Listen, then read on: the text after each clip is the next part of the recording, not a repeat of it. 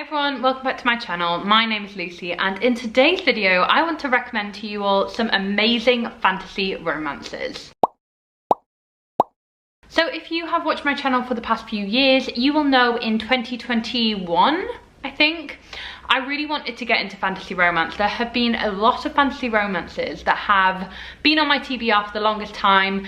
I actually made a video last year which was my fantasy romance TBR, and I'm really pleased to say that I've read most of the books I mentioned in that video, and I wanted to recommend the ones to you that I really think are worth the hype and were just amazing. So before we get started on this video, please do hit that subscribe button if you'd like to see more recommendations videos like this. I would love to have you on board and join the community here, and I've got some really exciting videos coming up this year that I don't want you to miss out on. So do hit that subscribe button and that way you'll never miss out on any videos. So let's just get cracking, shall we? The first book I'd love to recommend is The Bridge Kingdom by Danielle L. Jensen and the sequel, The Traitor Queen. So The Bridge Kingdom is a fantasy romance book that is quite heavy on the politics side. It's quite heavy on the fantasy side with kind of a smattering of romance. This book is about a girl who is a princess to a kingdom, but her and her other sisters, the other princesses, are basically trained from birth to bring down the king of a warring kingdom. So they're trained by their father, the king, and they are trained to be weapons. So when our main character, Lara, is chosen to marry the king of this warring kingdom, she has to take him down. She has to learn the secrets of this kingdom and this bridge that they have ownership of as part of their kind of territory. Now this bridge is really important for trade. So, you know, she wants to learn all the secrets about the bridge and feed that back to her father, who can then invade their country. So it's really political and it's quite heavy on scheming. So if you like a lot of strategy and a lot of plotting, this book will definitely be for you. And as this is fantasy romance, of course she starts to fall in love with Aaron, who is the king to the enemy kingdom basically. And they are just so perfect together. I am obsessed.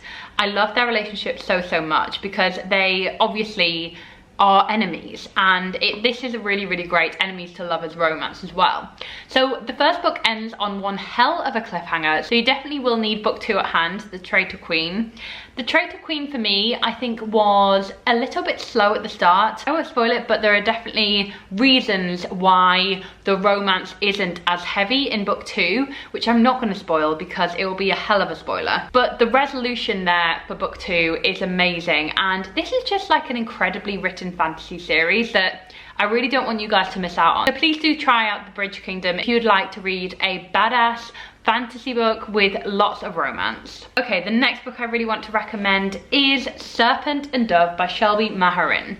So I read this book last year and this was also on my fantasy romance TBR. This is a historical inspired fantasy romance. There is a big kind of historical French inspiration. This is a fantasy French inspired world all about witches and about witch hunters. So our main character Lou is a witch, and she basically manages to get herself betrothed to one of the chasseurs, who are these witch hunters, and they try to stomp out magic, and they are basically working on the behest of the archbishop, who has a lot of power in the capital city of this country, and basically she is bound in marriage to her mortal enemy, who is trying to kill her no less. He doesn't know that she's a witch. They find themselves falling for each other, all the while she is hiding the fact that she is a witch. What I particularly love about Serpent and Dove is the just incredible characterization. Lou is the funniest, sassiest character. You can't help but root for her. She is really intelligent and badass and just really kind of hilarious. You will love her character. Also the romance between her and Reed, who is the chasseur. Guys, my heart, because he is just so pure and you know, just a precious cinnamon roll. I love him so much. And their relationship as well, it gets spicy. I love it. But this book is also really heavy on the fantasy elements. There is an incredible story at the heart of it, featuring Louisa's mother, who you learn a lot about. And there's a reason this book is so chunky, because a lot happens in it. And I was just really impressed by the breadth of this book, and I had a whale of a time reading it. I actually think this is one of my favorite fantasy books ever, because I was just so blown blown away by it. So if you have not yet read Serpent and Dove, definitely do. I am super behind on this book series because I'm sure everyone was raving about it like last year or the year before when the third book in the series, Gods and Monsters, was released. I'm late to the party as per usual, so if you are also late to the party, then I would recommend this book to you guys as well. Okay, the next two books I want to recommend right now. There's no surprises here. If you've watched my channel in the past like year, you will know my obsession for this book series. So this is Kingdom of the Wicked by Kerri Maniscalco. This is my gorgeous proof copy that I received from Hodder, I think like 2 years ago now. And then I also want to show off the sequel. This is the Waterstones exclusive edition with the sprayed edges.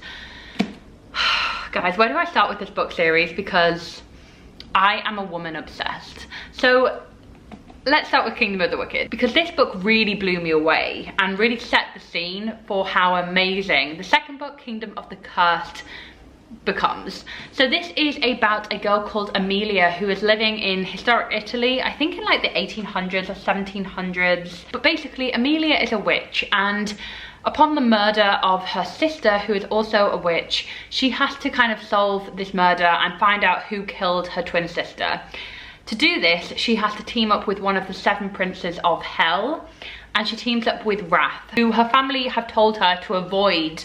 Basically, witches and the 7 princes of hell do not mix. Like, you're not supposed to, you know, consort with any of the demons of hell because they hate witches and they will be bad news. So of course, Amelia has to get Wrath on side to help her solve the mystery of who killed her sister. And this book is just delicious. It's deadly, it's dark, it's just like so beautiful. There's also the stirrings of a romance in this book, which when we get to this book, Kingdom of the Cursed, you start to know where things are heading.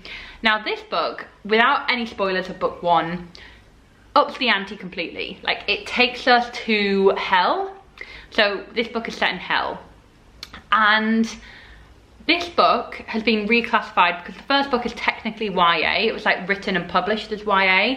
This book has been kind of positioned as new adult because there are some spicy scenes in this one. So if you want a series that definitely builds and is a bit of a slow build romance, these two together, oh my good lord, honestly, I can't. This book just completely blew me away when I read it in October.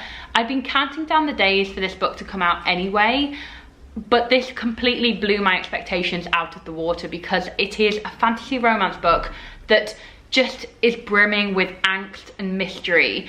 And usually you'll have a fantasy romance book where it's heavier on like the fantasy or the romance. With this, it's kind of both, and like the actual plot itself is fascinating. There is a twist at the end that I never saw coming, and I just want to shout about it forever. So definitely pick up this series. You will not regret it if you haven't read it yet. And finally, a very different fantasy romance, which isn't a fantasy romance in like the traditional sense, but this is a fantasy novel, a fantasy world with a romance plot at the heart of it.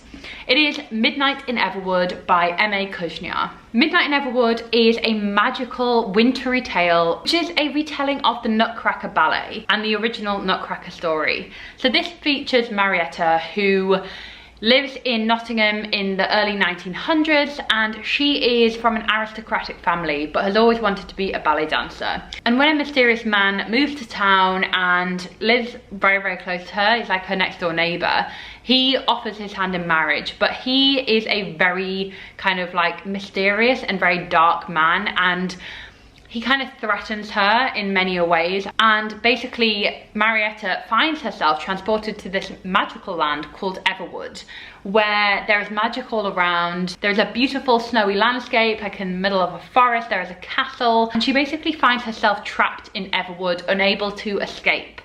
She has to perform for this tyrannical king every night, you know, performing her ballet. And along the way, she needs to discover how to break the tyranny of this king and save her friends who she's kind of made in Everwood. Along the way, though, she also meets a man who's captain of the guard, and she falls in love with him and he falls in love with her, and it is the most like magical lovely fantasy romance book that honestly, if you have not read this yet, it's still winter, so definitely pick up a copy and just experience this for yourself. I would say this is, you know, not as like steamy as the other books I've mentioned. It is definitely like a lot softer on the romance, but it's very magical. Like if you're looking for a very escapist, magical book that will just transport you to another world, and there's a lot of swoon-worthy romance scenes, then I really would recommend Midnight in Everwood. So guys, that is it for today's video. I really hope you got some recommendations from this, and do let me know your fantasy romance recommendations down in the comments below. Thank you again for watching, and I'll see you very soon. Bye.